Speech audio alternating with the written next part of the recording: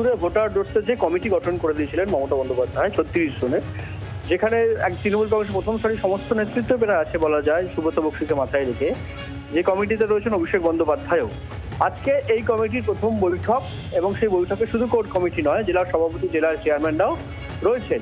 একটার সময় বৈঠক, সেই বৈঠক ইতিমধ্যে শুরু হয়ে গেছে বলে জানা যাচ্ছে।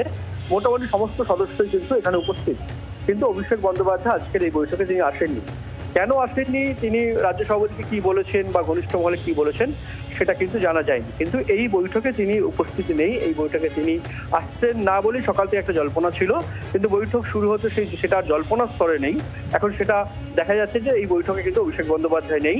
এবং কেন আসেনি, অন্য কোনো কাজে আসছেন কিনা, অন্য কোনো কাজে ব্যস্ত তিনি, অন্য কোনো কর্মসূচিতা রয়েছে কিনা, সেটা তিনি রাজ্য সভাপতিকে কি জানিয়েছেন সেটা এই মুহূর্তে তৃণমূল সূত্রে জানা যায়নি। কিন্তু এই বৈঠকে অভিষেক বন্দ্যোপাধ্যায় আজকে কিন্তু অনুপস্থিত বা নেই, এটা এই মুহূর্তে বলাই চলে।